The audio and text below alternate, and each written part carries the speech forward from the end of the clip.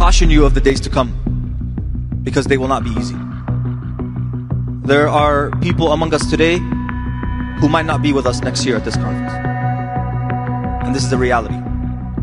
Because the liberation struggle requires sacrifice, and I know everyone here is prepared to make that sacrifice.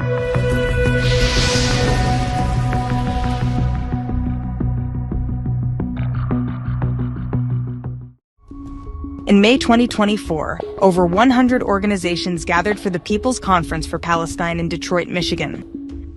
More than 3,000 activists were in attendance.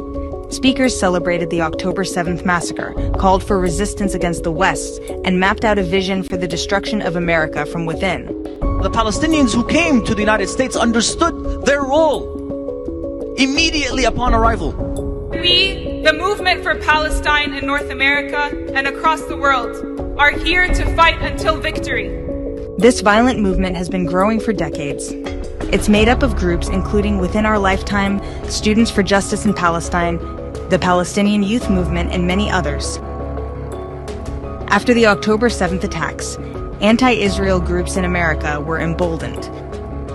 They saw the massacre as an opportunity to intensify hostility toward Jews and America. When I think about the USA, it should burn!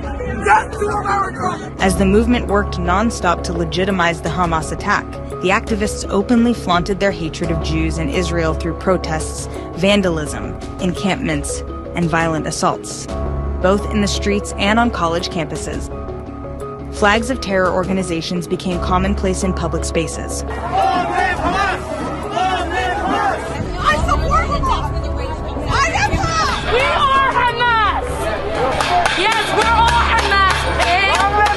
Activists celebrated the brutality of the October 7th massacre, drawing inspiration from the barbaric acts of terrorism. It was exhilarating! It was energizing! Glory to our martyrs, our heroes who made the ultimate sacrifice. I salute Hamas. A job well done. On October 7th, Hamas declared war on Israel. On October 8th, their supporters declared war on America.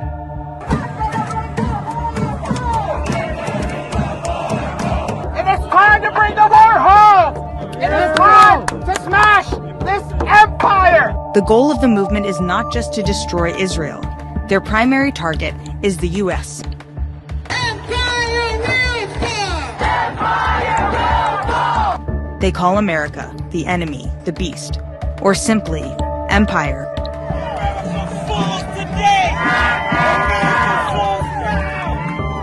We're in the belly of the beast. We're in the heart of U.S. empire. We are here in the belly of the insatiable imperial beast. Here in North America, in the U.S., the belly of the beast, the heart of empire. We have to bring down this empire with 1 million cuts. We will be hitting empire where it hurts most. Bring empire to its knees. Dismantling the heart of empire is not easy, and it won't be rapid. But we know it's possible. This panel, y'all, is talking about what is next. To strike at the heart of empire. The Palestinian American pro-terror movement uses the word resistance as a euphemism for violence. And that resistance is to be accomplished by any means necessary. We will resist by any, all means necessary. All means necessary. The resistance, in all its forms. Resistance, including armed resistance. Normalized armed struggle. They are not terrorists, they are freedom fighters. Our noble, steadfast resistance.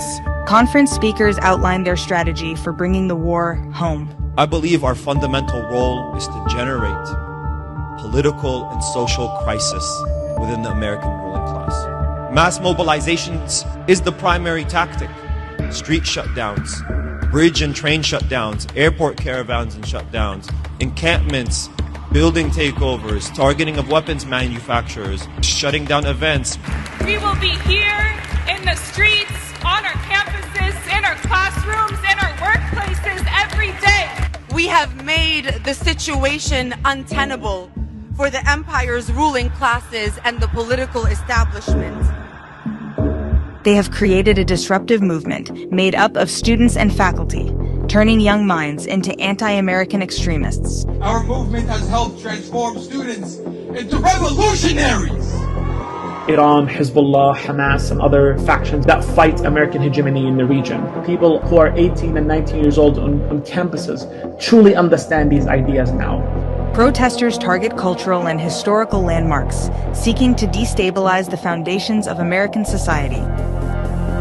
They are openly hostile to law enforcement and engage in violent opposition toward the police.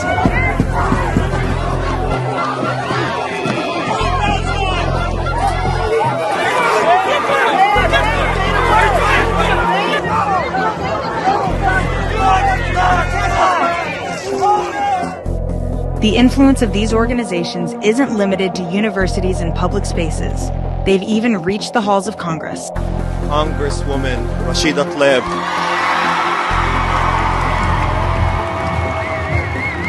We're gonna move Congress, and we're gonna move the White House. We're not going anywhere. Free, free Palestine! The influence of these violent groups is growing, and they are working towards their goal of dismantling America. Our struggle is a long struggle, and one that stands on the shoulders of thousands of martyrs and thousands of fighters who have committed and who are committing their lives to lay the ground for the revolution we see ahead of us today. Gaza tells us to escalate for it. That can mean so many different things, but what I will tell you is we need to start sacrificing. The threat of violence is not theoretical. In this war of resistance, all Americans are potential targets. Genocide! Genocide!